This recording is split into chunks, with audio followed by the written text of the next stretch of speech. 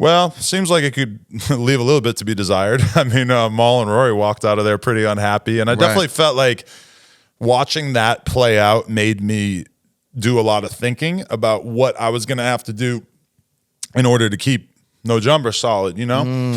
And I feel like the biggest shit that it seems like Maul and Rory were unhappy about was basically the lack of transparency, the fact that they didn't feel like they had like full access to like what they were being paid or how they should be being paid, et cetera.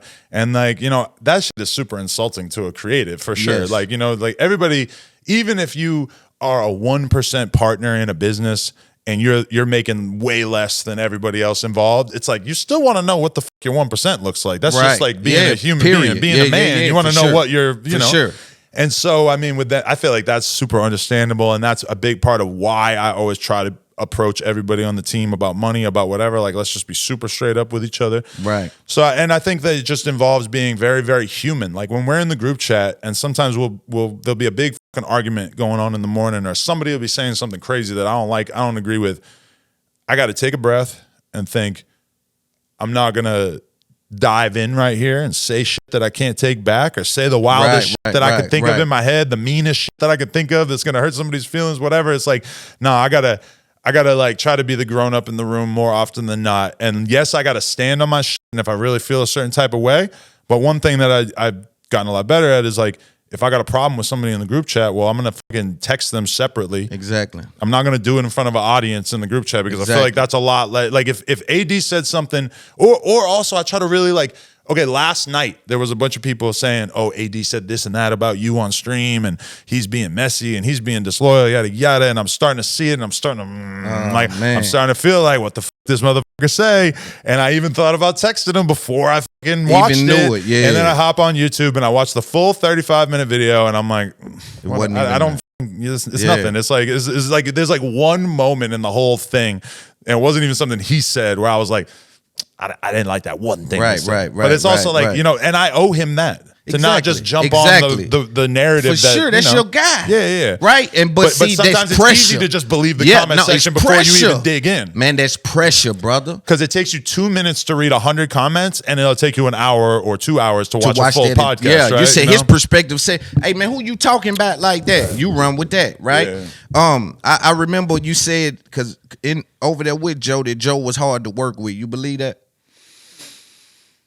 I mean, it would appear from like the way that things went with Spotify that he was not maybe the easiest person to work with that. When you see how the complex thing went down, I mean, there's just a lot of different type of people in terms of business. Joe's somebody who, he sees what's going on. He's paying very close attention. He's extremely aware of what he thinks he's worth, even if sometimes he's kind of like maybe exaggerating what he's worth, you know? And it's like with the complex shit, fuck, I forget the exact numbers, but I think it was something like Ack was getting like maybe they were both getting like 10 or 20,000 a month. I wish I could remember the exact things. And Ack was chilling. Ack wasn't like asking for more money, even though like the shit was going pretty good on Complex, right? When they were doing the everyday struggle thing. It was popping. And Joe pretty much was like, I want, you know, 2-3 times as much, and I want like this percentage ownership or whatever of the brand partnerships. Like, you know, if they got a Nike deal, he wanted to have part of it. And I wish I could remember the exact numbers. Right.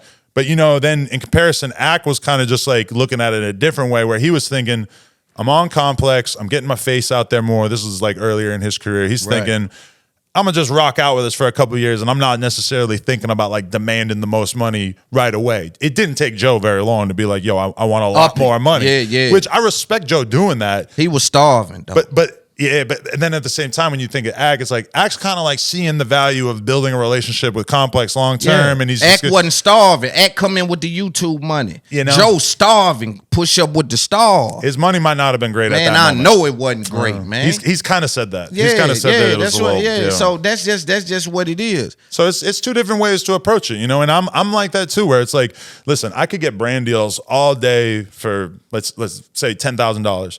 And then I could also be like, no, I'm not doing a brand deal unless I get 30,000. Right. And then maybe I only get to do a couple brand deals here and there, right? And instead of piping the business up. Yeah, or you could just kind of like keep your rate a little bit more moderate and just keep getting to do the shit. You know, it's very much a decision for each person, I think. So when you think that when you say Joe was hard to work with, what do you say to people who say you're hard to work with? Because I've seen I ain't worked with nobody.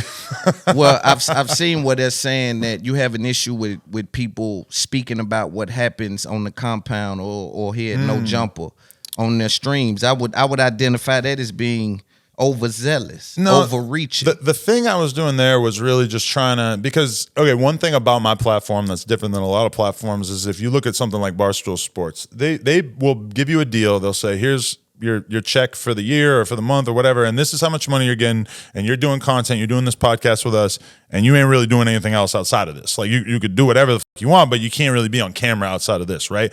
So my thing was, from when we started this, I wasn't thinking like, oh, I'm going to lock AD up in a contract. I'm going to lock t-rell up in a contract so that they can't do shit outside of there. So as a result, a lot of them have started their own streams and shit. And some of them are having real success. Some of them it's kind of whatever, but like damn near like half the hosts on the platform, probably more than half, and a bunch of people who work here, they all got their own different thing. And to me, I don't really see a stream or a podcast as being all that different from having your own Instagram or having a TikTok or whatever the fuck it is. So that's not something that I've felt the need to be like extremely controlling about.